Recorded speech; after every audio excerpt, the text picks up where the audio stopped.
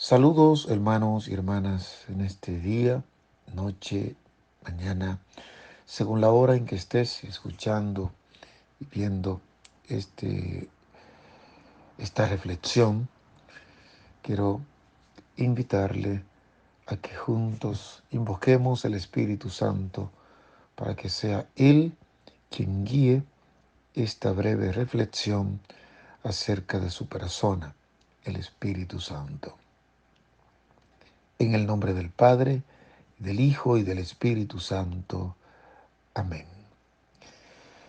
En esta reflexión hemos titulado El Espíritu Santo y nosotros, con la finalidad de que podamos, ahora que estamos acercándonos a la fiesta de Pentecostés, que podamos hacer una mayor conciencia de la persona del Espíritu Santo, que es la tercera persona de la Santísima Trinidad, pero que tiene la misma dignidad que el Padre y el Hijo, pues es un Dios uno y trino, y por tal razón el Espíritu Santo es Dios.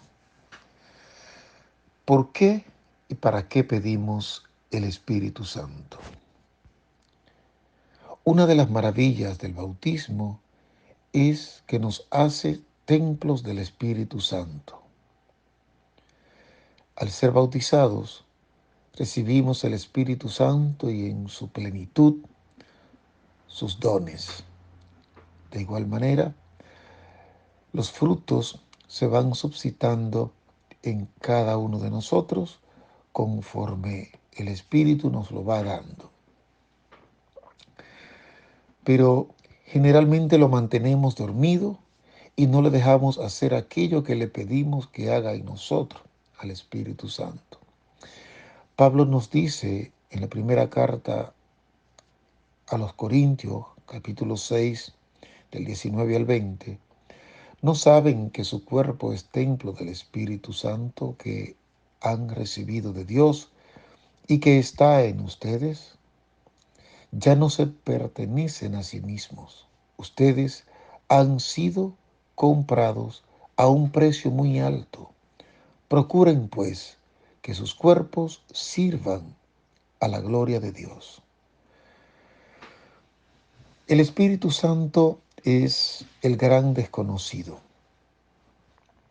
Inclusive por muchos de los que lo invocamos cada día, en cada encuentro, en cada reunión, pues es en cada oración, en cada encuentro que tenemos, nosotros invocamos el Espíritu Santo, pero generalmente ahí termina su labor, o más bien su presencia entre nosotros, porque solemos obviarlo. Las comunidades carismáticas son las que luchan más y mantienen más viva esa presencia del Espíritu Santo en sus vidas y así tratan de transmitirlo a toda la iglesia. Este, esta situación se da porque nosotros oramos al Padre, oramos al Hijo, pero el Espíritu Santo solo lo usamos para la invocación y para la bendición final. En vista de que el Espíritu Santo, cosa de la misma dignidad que el Padre y que el Hijo, pues también requiere que nosotros podamos establecer una relación más cercana con Él, que podamos tener ese momento de oración y de diálogo con el Espíritu Santo. Estamos llamados a tener esa cercanía, esa relación con el Espíritu, en la misma magnitud que la tenemos con la primera y la segunda persona de la Santísima Trinidad. Orarle a Él, hablar con Él, pues Él es esa misma santidad Él es el mismo Dios. En la carta primera a los Colosenses 5:19 nos dice San Pablo: no apaguen el espíritu que habita en ustedes. Leemos en el Evangelio que Jesús dijo: no crean que he venido a traer paz a la tierra. He venido a traer fuego. Y cuánto desearía que ya estuviese ardiendo. Ese fuego del que se refiere el Señor, que muchas veces uno no logra entender y piensa, pero Jesús habla aquí de una violencia. Pero no, Jesús no está hablando de una violencia. Está hablando de ese fuego del Espíritu Santo que Él quiere que esté ya ardiendo en la tierra. Él quiere que ya esté ardiendo en cada uno de nosotros, en nuestros corazones, en nuestras vidas. Y ese espíritu que representamos, de hecho, en una paloma, en el fuego, en unas llamas, ese mismo espíritu es el que se derramó en Pentecostés. Lo vemos en Hechos 2, 1 en adelante, que todos vieron como llamaradas de fuego que se posaban sobre todos los allí presentes. Lo que a menudo hacemos nosotros con el Espíritu Santo que recibimos es que lo mantenemos dormido. Cada vez que nosotros invocamos al Espíritu Santo, Él viene, pero inmediatamente lo dejamos ir o lo apagamos en nosotros, porque nos conformamos con el momento en que nos sentimos bien, en que sentimos su presencia, pero pasado el momento de oración, eso volvemos a la normalidad y no debe ser. Es como si nosotros tuviésemos en la casa una fuga de agua y conocemos a un plomero, lo llamamos y le decimos, ven que tengo una fuga de agua en la casa para que me ayude con eso. El plomero va, hace la evaluación y nos da una lista de cosas que tenemos que comprar para fines de resolver la situación. Se va. Nosotros no compramos lo que está en esa lista y entonces pasa una semana, 2 semanas, volvemos a llamar al plomero, pero ven, y cuando él va, aún seguimos sin comprar lo que nos dejó para comprar la lista. Entonces se va y cada vez sucede lo mismo. Entonces el agua siempre va a estar botando hasta que no compremos lo que tenemos que comprar para arreglarlo, para que el plomero pueda arreglarlo. Así pasa con nosotros. El Espíritu Santo viene a nosotros, habita en nosotros porque somos templo, somos su templo. Con el bautismo nos hicimos templo del Espíritu Santo. Y cada vez que lo llamamos, pues se levanta porque lo tenemos dormido y llega a nosotros, pero inmediatamente pasa el momento, también lo echamos a un lado y no hacemos los ajustes en nuestra vida que tenemos que hacer, no hacemos los cambios que tenemos que hacer para fines de que Él obre a través nuestro, en nosotros y a través nuestro. Entonces, por más que le llamamos y viene, si no cambiamos, entonces vamos a seguir siendo lo mismo. El que es tocado por el Espíritu Santo y resuelve dejarlo actual, dejarlo ser, entonces hace los cambios necesarios, porque una persona que es tocada por el Espíritu Santo no sigue siendo la misma persona. Y lo vemos en Pablo. Ananías va donde está Pablo, allá en Damasco, y cuando lo toca y le dice recibe el Espíritu Santo, Pablo vuelve a ver mucho más claro que antes y pues Pablo sale de ahí a proclamar que Cristo es el Señor, aquel a quien él perseguía. De igual forma los apóstoles estaban en el aposento alto, con miedo, llega el Señor, les sopla sobre ellos y le dice reciban el Espíritu Santo, y entonces ellos lo reciben y salen de ahí. Y por eso en Hechos 2, ya en la fiesta de Pentecostés, están ahí ante todo el público, ante toda la gente, miles de personas ahí reunidas, y ellos están ahí porque ya no tienen miedo, ya han recibido el Espíritu Santo. Y por su presencia ahí es que el Espíritu Santo se derrama sobre todos los allí presentes. Pero ellos se dejaron transformar por ese Espíritu Santo que recibieron de parte del Señor. Eso estamos llamados nosotros a dejarnos tocar, pero sobre todo dejar que Él obre a través nuestro, a través de cada uno de nosotros. No somos los únicos en tener ese desconocimiento del Espíritu Santo, puesto que eh, en el libro de los Hechos de los Apóstoles 19, 1 al 3, Pablo, que llega a la comunidad de Éfeso, le pregunta,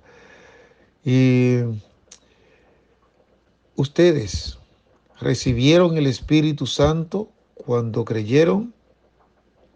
Y ellos le dijeron, ni siquiera hemos oído decir que se reciba el Espíritu Santo.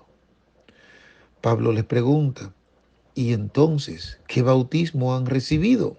Respondieron, el bautismo de Juan. Juan nos dijo, yo les bautizo con agua, pero detrás de mí viene uno que existe antes que yo, el cual no soy digno de agacharme para desatarle las correas de su sandalia. Él les bautizará en Espíritu Santo y fuego. Nosotros fuimos bautizados con el Espíritu Santo y fuego. Por tal razón, habita en nosotros el Espíritu Santo. Los dones, frutos y carismas del Espíritu Santo. En el Catecismo de la Iglesia Católica nos dice que la vida moral de los cristianos está sostenida por los dones del Espíritu Santo. Estos, escuchemos bien, estos son disposiciones permanentes que hacen al hombre dócil para seguir los impulsos del Espíritu Santo.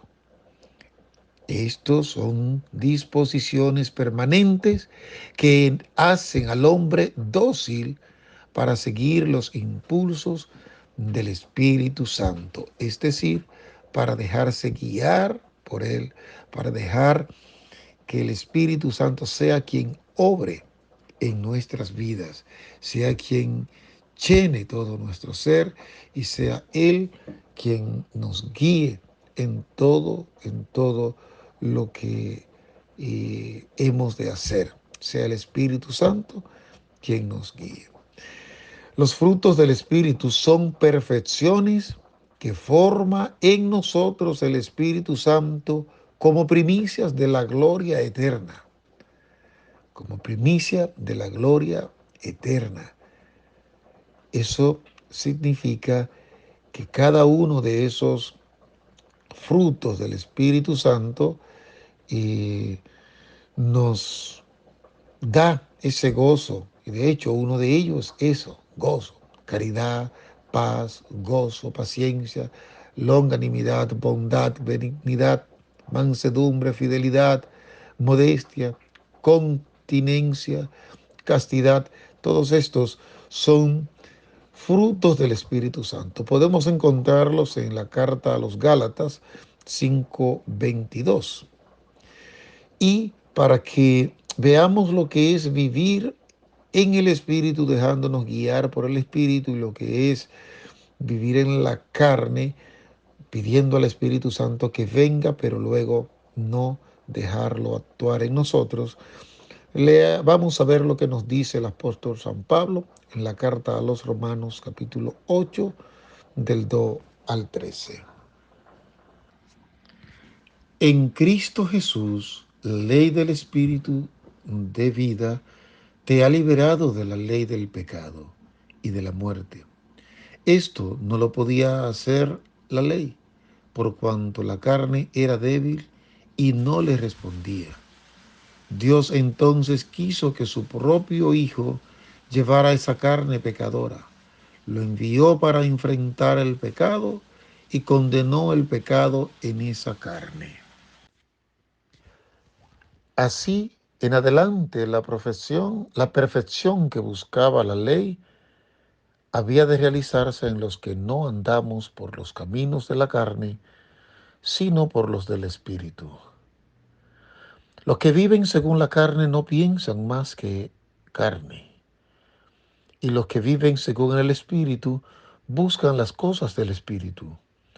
Pero no hay sino muerte en lo que ansía la carne, mientras que el Espíritu anhela la vida y paz. Los proyectos de la carne están en contra de Dios, pues la carne no se somete a la ley de Dios y ni siquiera puede someterse.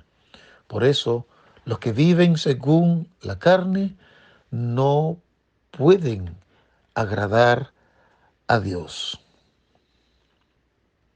Ustedes ya no están en la carne, sino que viven en el Espíritu, pues el Espíritu de Dios habita en ustedes.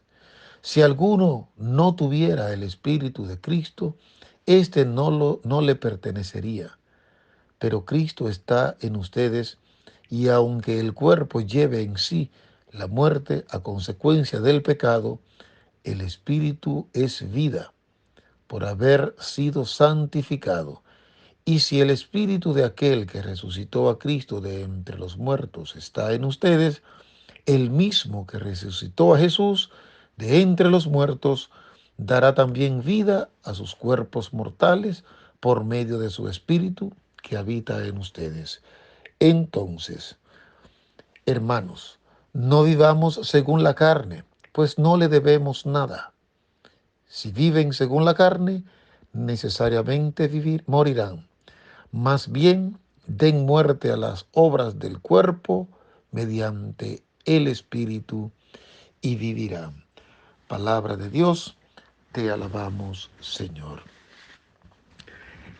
Este texto que hemos proclamado nos muestra lo que ya hemos dicho, que cuando recibimos el Espíritu Santo, tenemos que vivir en el Espíritu, dejarnos guiar por el Espíritu, no volver a las obras de la carne, pues estamos llamados a vivir en el Espíritu, pues el Espíritu Santo habita en nosotros. Lo recibimos en el bautismo, en la plenitud de sus dones, y lo recibimos cada vez que le invocamos. Él viene y nos llena con su amor, con su presencia, con su gracia. Y nosotros, en definitiva, estamos llamados a vivir conforme a ese espíritu. Continuamos con otro punto y en este espacio vamos a hablar acerca de uno de los carismas del Espíritu Santo, que es el hablar en lenguas. Sin duda, el carisma más aclamado por la mayoría de los cristianos es el de hablar en lenguas. Ni siquiera el de interpretarla, sino hablarla en cada alabanza, en cada oración. Es a veces una obsesión del cristiano. Y sí, es que cuando en medio de la alabanza algunos de los hermanos comienzan a hablar en lenguas, es como si todos entonces se pusiesen de acuerdo para decir, aquí está el Espíritu Santo, está fluyendo. No siempre, pero suele pasar. Sin embargo, no es menos cierto que el Señor, en su perfecto orden, nos dice San Pablo, que siempre cuando uno habla en lenguas, habrá alguno que interprete, sino qué sentido tiene, ya que una de las características del Pentecostés es que todos hablaban idiomas distintos y al momento que se derramó el Espíritu Santo, todos se entendían, hablaban un solo idioma.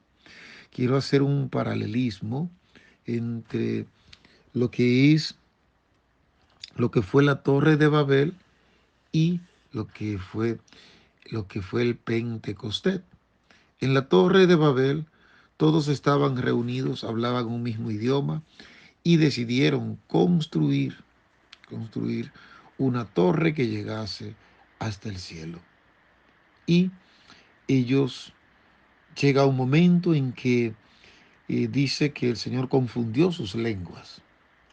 Más bien quiero enfocarlo desde el punto de vista de que, aunque en principio se unieron para construir dicha torre, posteriormente cada uno tenía sus propios intereses, cada uno quería dejar su impronta en esa torre, cada uno quería y dejar su nombre plantado allí, es decir, cada uno tenía intereses distintos y querían gloriarse a sí mismo, buscaban su propio honor y su propia gloria con lo que hacían.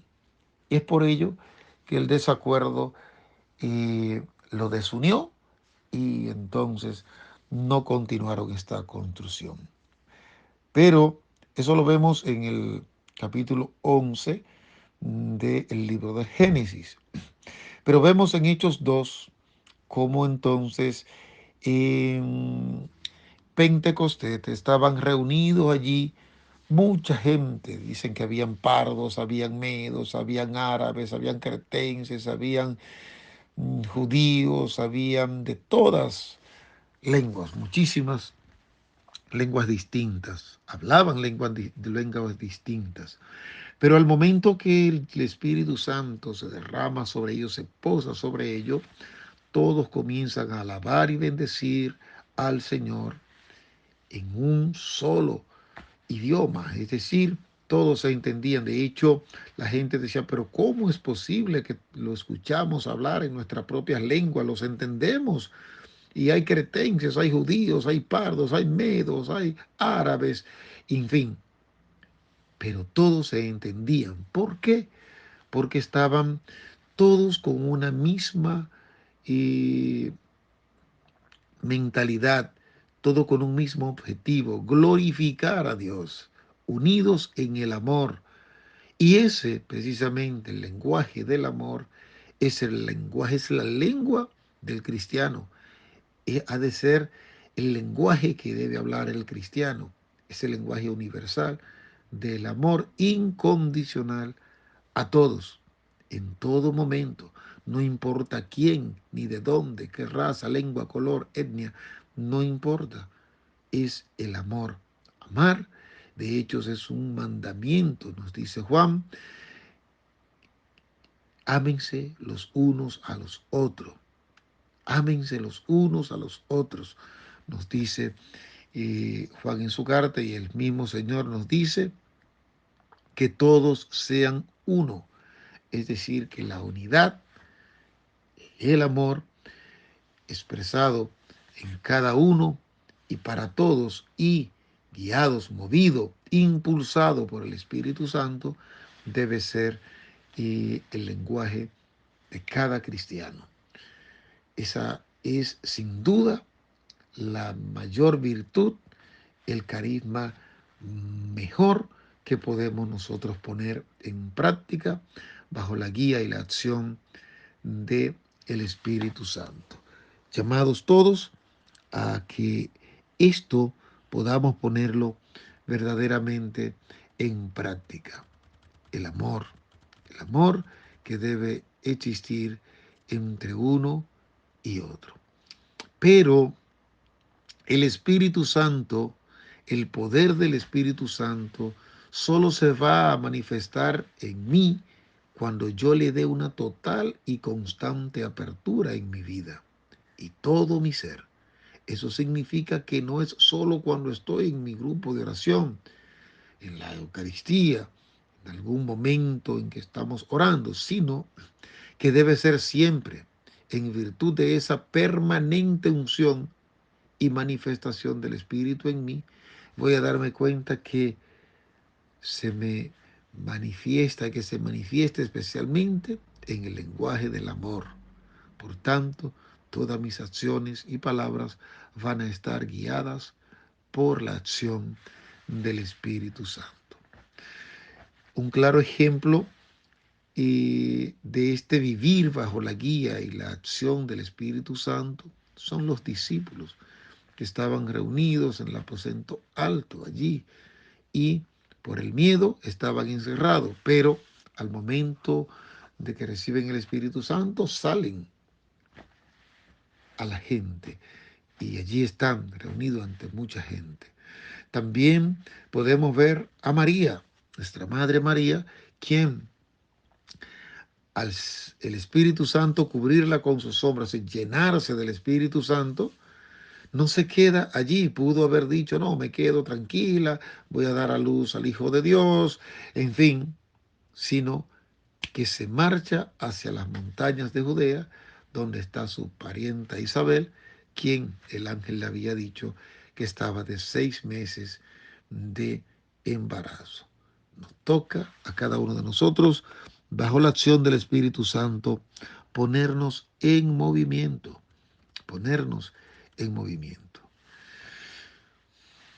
Finalizando ya esta reflexión, podemos ver que muchas veces nosotros buscamos el sentir. Cuando estamos en un grupo de oración, cuando estamos en la Eucaristía, a veces decimos, pero no siento el Espíritu Santo, yo no siento nada. Y es importante que nosotros tengamos presente, hermanos y hermanas, que la fe no se trata de sentir. La fe no se trata de sentir, no se trata de que se te ponga la piel de gallina cuando se está invocando el Espíritu, cuando se está orando. No, puede no sentir nada, pero no significa que Dios no esté escuchando. Tenemos que olvidarnos del sentir nuestro para dar paso y en nuestra vida, en nuestra mente, el gozo de Dios. Así como un padre, una madre, cuando su hijo comienza a hablar y dice la palabra papá o mamá, la alegría que siente el papá y la mamá al escuchar estas palabras, eso es inmenso. El niño no sabe lo que está pasando, no sabe qué ha provocado en sus padres, no lo sabe, pero ese gozo sí que está increíble. Uno se siente tremendamente bien. Pues así se siente Dios cuando le alabamos, cuando le bendecimos, cuando le glorificamos, cuando le decimos Padre. Y no significa que tengamos que sentir nosotros, sino saber que nuestra alabanza agrada a Dios y que Él se goza en ella. No la necesita, pero se goza en que nosotros le alabemos y le glorifiquemos. Muchos hermanos y hermanas han pasado a otras denominaciones religiosas, a otras iglesias, a causa de decir que iban a la iglesia, iban a los grupos y no sentían nada. El que busca sentir será de todo menos cristiano, porque como nos dice San Ignacio de Loyola, para el alma que está en paz, que está en gozo, que está y que vive en el Espíritu, una unción del Espíritu, un derramamiento del Espíritu, es como una gota de agua en una esponja, ni se siente. Por el contrario, si es un mal espíritu, entonces se va a sentir como un torbellino y lo va a sentir. Eso es como una gota de agua en una piedra o en un cántaro. Y viceversa, un alma que no está viviendo en el Espíritu, al recibir el Espíritu, entonces siente esa fortaleza, siente ese ruido, ese movimiento, porque su alma no está viviendo en el Espíritu, y ese Espíritu que está recibiendo, pues es muy fuerte para recibirlo, y por eso todos esos movimientos. Así que eh, debemos nosotros dejarnos verdaderamente guiar por el Espíritu para recibirlo sin importar el sentir. No importa que no lo sintamos, no significa que dejemos de alabar, que dejemos de bendecir y glorificar a Dios. Santa Teresa de Calcuta, la Madre Teresa de Calcuta, decía que vivió 14 años en la noche oscura del alma, es decir, sin sentir el Espíritu Santo, sin sentir a Dios, pero nunca tuvo duda de que Dios estaba con ella, de que el Espíritu Santo estaba ahí con ella. Y aun cuando no sentía deseos de orar, era cuando más oraba, porque decía, es cuando más necesito orar. Hermanos y hermanas, estas han sido pinceladas de diferentes temas relativos al Espíritu Santo. Ahora que vamos acercándonos a Pentecostés, que ya está próximo, para que sepamos cómo vamos a recibir el Espíritu Santo y qué vamos a hacer con ese despertar del Espíritu Santo en nuestra vida, ya que habita en nosotros porque somos templo del Espíritu Santo. Y la idea es que nosotros tengamos esas ideas claras acerca del Espíritu Santo. Por tal razón, de manera rapiditas, estas han sido pinceladas que te invito a que puedas profundizar más investigando acerca del Espíritu Santo. Hay muchas prédicas, muchos temas interesantes de audio y también de lectura en YouTube, en Internet, que pueden ayudarnos a profundizar mucho más acerca de la persona del Espíritu Santo. Dios te bendiga y que el Espíritu Santo sea por siempre tu guía, tu sostén, tu fuerza y esa, ese baluarte del que jamás debemos despegarnos. Guíanos, Espíritu Santo, con tu amor y con tu paz. Amén.